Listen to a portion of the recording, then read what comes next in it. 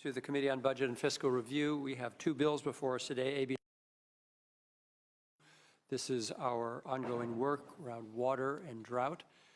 And I know that many of our committee members are in multiple committees as we speak. So I want to thank those committee members who are here. We hope that everyone will be able to drop by at some point, but we are moving, hopefully, these bills to the floor today. So we'll get started in respect out of everyone's busy schedule today. We have Ms. Keely Bosler from the Department of Finance and also Chuck Bonham, who's the Director of the Department of Fish and Wildlife joining us today.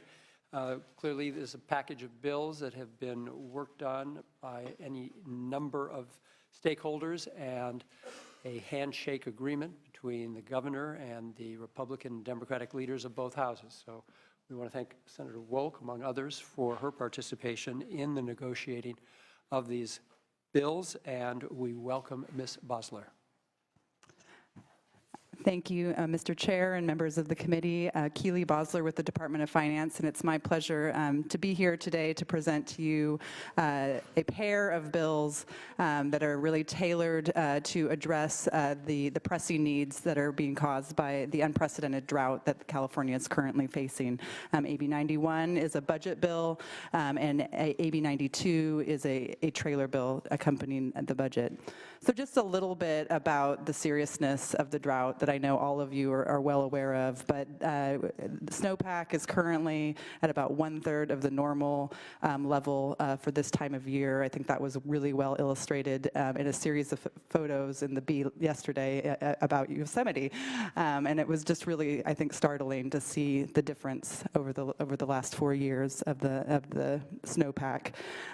It is also we're just ending a 3-year period that is the driest on record 3-year period in the history of California, and entering in to a 4th year this year that we continue to be concerned about the impacts that will continue to ensue through the traditional dry season, the summer and early fall up in California. So this package is really tailored to both, one, provide direct relief to impacted communities, but also to get our state agencies an opportunity to jumpstart on major infrastructure projects that take a lot of time to put in place, that will make the state's water infrastructure and also public safety structures related to flooding more resilient for the severe weather events that seem to be becoming more of the normal in California. Just a little bit more about what the administration has been doing over the last year. Early last year, the governor convened a drought task force internally, which is made up of all of the departments and agencies that are involved in direct response and support through this drought. We meet often and we coordinate very closely with the federal government over the operation of the State Water Project and the Central Valley Project. And just an example is during some of the storm events that happened, we coordinated our work closely, especially with the fish agencies, to capture storm runoff to really enable our maximize the operation of a very complicated water system that we have here in California. Also on the ground, we have a multi-agency teams that have been in the most the areas of the state that have been most impacted by the drought, many areas in Tulare County, but in also other counties around the state, and we are there providing food assistance, providing bottled water assistance, and also in some extreme cases even water tanks delivered to individuals' homes where they have run out of water. And we're working closely with all of the counties in the provision of those support services. So just a little bit about the bill before you, the budget bill in Maine. It's got 3 major components. $272 million is an acceleration of Proposition 1 funding for water recycling and drinking water projects. This is money from the new bond that was passed by the voters this last year. These were monies that were proposed in the January budget, but we think that getting them out there on the street faster will enable us to get more of these projects going that will ultimately make our water infrastructure more resilient. The second piece is we're accelerating about $100 million in monies that were proposed in the January 10 budget specifically for drought response. And these are not all of the things we proposed in January for drought, but many of the things we think that there is a benefit to starting early. And this may be for departments to hire up staff a bit faster than if the monies were appropriated at the end of June. And also, again, to really start those infrastructure projects that do take time to implement. Included in that is $30 million from the cap and trade for water use efficiencies that will enable grants to both the agricultural industry and urban water users to reduce water usage. There's also $29 million in new monies in this package. This is above the January budget. These monies are mainly for new food, additional food, and also specifically for DWR for some local assistance to really get at some of these very intractable problems, such as dry wells in communities that are close enough to developed water systems that we could work on a more sustainable solution for those homeowners by tying them into a developed water system. And then finally, the third component is $660 million of Proposition 1E monies for critical rural and urban flood projects. Again, really, these are very complicated projects that take a lot of coordination at the local level and with the federal government, and need as much time as we can to put those projects together and improve public safety, especially in the Central Valley. So, I mean, bottom line is this package provides direct aid to communities, but really also a jump start on getting a lot of these infrastructure projects out there. I will stop there on Budget Bill Junior unless you want to move on directly to the next bill as well. Okay. So the trailer bill accompanying the Budget Bill Junior today is really some targeted policy provisions to assist the state in managing through the drought conditions. There are three provisions related to fish and wildlife that I'm going to let the Director Bonham address, but I'll just highlight a few of the other provisions in the trailer bill. This trailer bill creates a new Office of Sustainable Water Solutions that is really kind of a follow-up to last year's reorg of the drinking water program from Department of Public Health to the Water Board, and really trying to organize that new program at the State Water Board to help target some solutions for many of the small communities around our state that have had water insecurity issues for many years, and the drought has just exacerbated many of those. So this is an office that will be able to focus on those problems. There's also a provision to make the cleanup and abatement account, make it clear that it can be utilized for a broader set of urgent drinking water needs over the next 3 years, as opposed to just water contamination, which has been the historical use of those funds.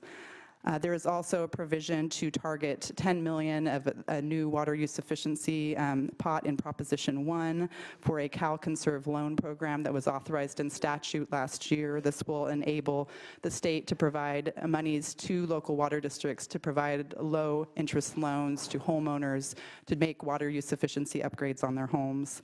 And then finally, there are some contracting exemptions that mirror what was in our executive authority, but these are additional ones that will be helpful in our ability to respond quickly to drought right now. So those are the main provisions, and I'm going to go ahead and turn it over to Director Bonham on the fish and wildlife provisions. Welcome, Director Bonham. Thank you, Ms. Bosler.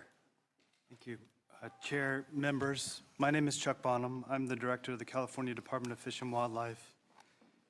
If it works for you, what I'd like to do is describe the 3 limited sections in the trailer bill that relate to our department, pause, and see if any member has a particular question for me. Please. Before doing so, I'd like to make a couple of overall remarks, and the first has to start with a thank you. So a thank you to each member in both chambers, and particularly to their staff who've been engaged in the last several days to sort out many moving pieces. Irrespective of party, I've found the questions at the staff level to be very respectful, inquisitive, and geared towards solving some problems. So I'm appreciative of that, and thank you. So there are 3 sections in the trailer bill that relate to our department. They are each modest and limited in scope, and I'd like to walk through them sequentially, and then anticipate some of the comments you may hear from the public and give you my thoughts on those. Let's begin with Section 1. So Section 1 seeks a modest procedural change to an already existing legal standard. Our department has had in our code for 40 or 50 years a legal standard that requires when a diverter seeks to put a new diversion in a waterway that has salmon and steelhead, and the department would conclude that diversion is deleterious, the diverter then must screen the diversion. We don't seek to change that legal standard. We don't propose substantive amendments there. Rather, if you follow this code section, what happens next is a procedural process. We seek to change a notification standard. Currently, existing law requires the builder of the work to notify the department about the work. We then begin a conversation. Now, I can tell you that there are published reports about places in the state, including, say, the San Joaquin Sacramento system, where experts in the record suggest we may have 3,000 or more unscreened diversions. And I can confirm that we don't at the department have a corresponding number of 3,000 or more notifications about those diversions. At this moment in time, all we seek is a shift of that procedural notification trigger so the department can go ahead and write to the entity that may be constructing the new diversion and then begin the conversation about screening or not. That's the only change. Section 2. This section in the trailer bill seeks only an administrative penalty authority. We don't seek to change existing law. Existing law in our Fish and Game Code section 5901 has for a long time prohibited in certain parts of the state putting, it's an old enough statute, the term of art is contrivance, in a waterway that impedes fish passage. We don't seek to change any of that statute. Rather, what you'll find in section 2, which would be a new section in our Fish and Game Code, is an administrative penalty for violation of that existing code standard. And the penalty would be available, and we see the majority of this concern coming out of the sector that's producing controlled substances, think marijuana grows, but we also see this in non-cultivation examples as well. In an improvement, the trailer bill also requires the department to publish regulations on our appropriate hearing, due process, evidence, and all of the structure that should be put on top of a penalty program to ensure aggrieved parties have rights. So we would be required to publish through the APA process those rules on an expedited basis. I think that's an important public policy step, which is a good one. Third and last section. Section 3 would enable the Department of Fish and Wildlife to issue a complaint under the State Water Board regulation of illegal use of water and serve the complaint to the alleged offending party. But every available rule, every available due process regulation, every available procedural step that's already at the State Water Board remains in place, is not affected. The only limited change is because, frankly, our wildlife officers are often the only or first agent of the state in the field seeing activity. The change is one to allow us to be the complaint issuer. Everything else stays the same. Division of Water Rights at the Water Board stays the prosecutorial voice. State Water Board members hold hearings, appeal to the full State Water Board, evidence rules, abilities for parties to take the dispute into the courts, all that remains the same. This is not about the good actor. It's about what we're seeing in the last year relative to just extreme cases of illegal use of water. And the language limits our ability to file the complaint to those actions which are causing fish and wildlife harm. That's our jurisdiction. Let me anticipate that you may hear from, and I'm aware of at least 2 letters on the record I'd like to respond to. Please. The first is from the California Farm Bureau. And let me preface by saying I'm very sensitive to discussing matters about my code, enforcement, and fish and wildlife in this time of drought, because I know this drought is producing huge human impact. I've been in our rural communities. I've been daily involved with water agencies around the state trying to make really hard balancing decisions. I understand all of that. So my conversation, I hope you don't take as diminishing or overlooking the human toll. But at the same time, it's been very difficult for fish and wildlife. So I understand where the Farm Bureau is coming from. I understand where our timber industry colleagues are coming from. And it's important that I personally maintain good relations with them and our department institutionally. We work so much with them. We need open and productive lines of communication. So our department had more ideas than the ones you see in this trailer bill. We winnowed down based on feedback from some of these key other constituencies. A concern I hear expressed is giving an enforcement agency more administrative penalties. I understand that. We only have a handful of administrative penalty authority in this entire code. We're proposing 1 more. And in fact, almost all of our penalty authority was approved last year in what is section 12025. We're just proposing 1 more.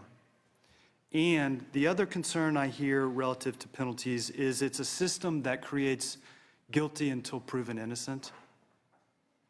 I don't believe that's the right approach to anything, which is why I welcome the mandatory instruction for us to publish rules that would articulate all the due process and evidentiary and hearing requirements we should put on ourselves, given your willingness to trust us with a penalty authority. You mean you accept that as an amendment? No, I accept that concern as a legitimate one, which is why I welcome the language telling us to go forth and publish emergency rules around the due process. The next thing I think I hear from some constituents is this 3rd section turns the department into a water cop, and that jurisdiction ought to be left to the water board. As I mentioned, the language is about us being able to issue a complaint when we see a fish and wildlife harm. That is our mission. Everything else we think should be left with the water board, and the language does that. Now, as to our colleagues in the timber industry, I think they too in their letter illustrate 2 concerns. The first is related to administrative penalties, and I've commented on us seeing a majority of the impacts coming out of marijuana cultivation, but not exclusively out of that, and our willingness to do regulations promptly to create a due process structure. I would hope all parties would engage in an APA process to provide input. Next, I do understand that in many regards our relationships with these timber companies have been long-running and extremely collaborative. They do great restoration work up in the headwaters, which may be where diversions are far removed from the presence of anadromy, salmon, and steelhead way downstream. The intent of our modest procedural change on notification isn't to expand our reach and try to go way up into a watershed where salmon may not be present and regulate a set of diversions which may already be on the landscape. That is not our intent. And I think just to further clarify, I would imagine, and I haven't studied those letters yet myself, but that first and foremost, if a landowner is not diverting water, there's no concern here whatsoever. Yes, I think the way I read the substantive legal standard that already exists, new diversion in a salmon and steelhead water, that's deleterious. Right. Each of those, the department can't be arbitrary or capricious about. You're very limited in your scope. Correct. But then additionally, your intent is not to issue any notifications to a landowner that's not doing the diverting, though someone may be doing that on his or her land. That you, Yes, so to the extent I think what I hear you, Chair, raise is this scenario. Many of our large landowners themselves suffer from consistent trespass actors. right, they're the aggrieved party. I understand that risk. Our intention is not to make it punitive as to the underlying landowner when there is really that trespass party who's the actor. Thank you for clarifying that. Can I ask on that? Sure, Senator Nielsen. Does that mean that prior to taking access, you will notice and give reasons for wanting access? Correct. The way majority of this particular code section works after the legal standard is a notification, an exchange of ideas, a written basis for us to pursue the conversation. Then we have to also tell the landowner, we're willing to go on the land and look at the actual problem with you. So there's a whole next subsequent subsection kind of series of dialogue around the unscreened diversion. And then as to that dialogue, and then once access is attained, you find something. Is the landowner granted the opportunity to provide remedy before they are fined or sanctioned? We purposefully included in Section 2 the administrative penalty around our Fish and Game Code 5901, I know it's a long build-up sentence, a good faith opportunity to cure phrase, because personally, I don't want a scenario where we spark a conversation and the party otherwise is well-intended to fix the problem and a penalty starts to accrue. I wanted an ability to say, if there's a good faith conversation underway, the penalty does not accrue on that day. How long are they given to provide this remedy then? Actually, the statutes are kind of silent on the ultimate end date. That's something that happened way back whenever they were originally written. Well, it seems like that would be necessary. Maybe we'll talk about that in some amendments later. I'd like to have some, at least a defined and set term opportunity for correcting rather than. Secretary or Director Bonham, you and I have had many conversations, sir, and I have such respect for you and your agency, but we've had some really bad experiences, particularly up in the Siskiyous, and very heavy-handed approach to things. So that's why I'm very sensitive. I understand. Yeah. And Director Bonham, the kind of concerns that Senator Nielsen is expressing, that could be clarified through, again, good faith negotiations and clarified in regulation. Correct. I don't know that we would need to amend statute. It could be done in regulation. Correct. Very good. Did we cut you off, or are you just about finished? All right. Well, that's a very clear explanation. Thank you. Couple of questions, maybe for Ms. Bosler. Could you talk to us a bit about what the requirement of local matching funds will be for some of the benefits for local projects? I'm going to need some help from my colleagues on that. So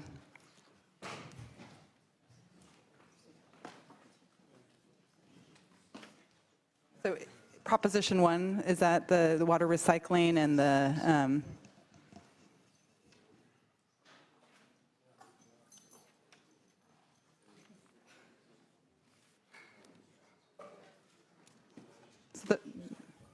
yeah, so the water recycling monies I know are going into a long-standing existing program at the Water Board, and I don't believe the matching requirements are going to be any different than they historically have been.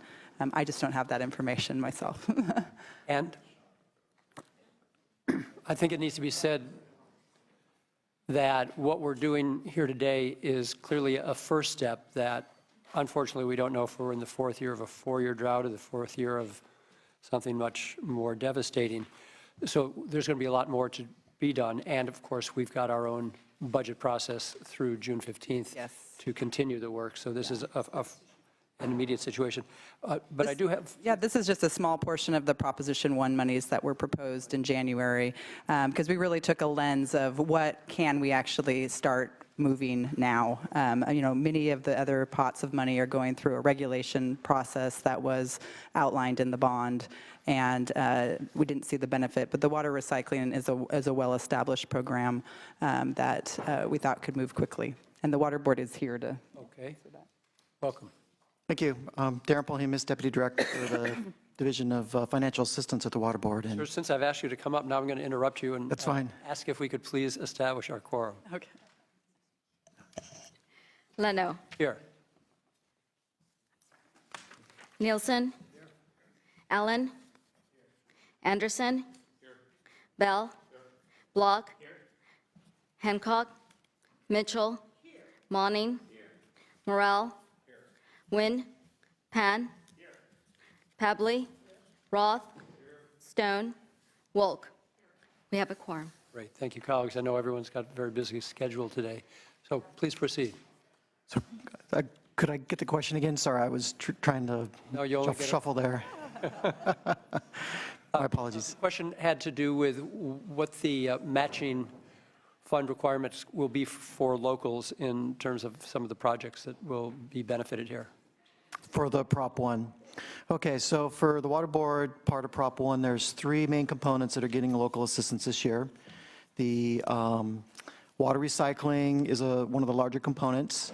And I should say that all 3 of them, as required by Prop 1, will have guidelines that are, 2 of them are out for draft, and we've yet to get the drinking water one out, but we're hoping to have that out next week. So Prop 1 requires draft guidelines to be out. We do public hearings. We actually held a public hearing yesterday in Fresno, and one before that, Tuesday, down in Southern California in Riverside, and now we're going to have one up north as well. So we're right in the middle of the public process of establishing these.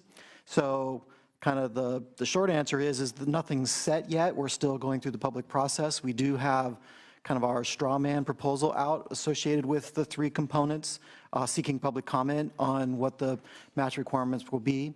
So for water recycling, the maximum match would be 50-50 split between grant and what would be considered loan financing. And I should also mention that we can offer both loans from Prop 1 funds, and we're also marrying this with our Clean Water State Revolving Fund loan program, which we have, which also offers low-interest loans. And so we're trying to package all our money together to run as efficiently as we can. The current draft proposal is, I believe, a 35% grant component, so then a corresponding 65% low-interest loan funding component for recycled water. The drinking water kind of matchup will be, again, the same. We'll have a low-interest loan component. And for wastewater, those both are very similar. For those, what we're proposing is that we look at a ability to afford type of criteria. So we're establishing kind of a soft threshold of about 1.5% of the median household income would be what we would expect a community to be able to afford. And obviously, it's a bit squishy. There's a lot of circumstances that go into trying to evaluate what that exact number is, but that's kind of the beginning threshold. And then we would then offer grant for the unaffordable portion, loan for the affordable component of whatever the project may be. And that would then have some caps associated with it, both from the props and some recommendations for wastewater. So like for the drinking water, we propose for a cap where we're consolidating multiple communities of $8 million of Prop 1 grant, as well as then if you get into single communities, it would be ratcheting from like a $6 million and $4 million, depending upon kind of the circumstances. So we're really trying to be flexible in our criteria. And like I say, we're right in the middle of our feedback on that. So all the comments associated with that are certainly welcome.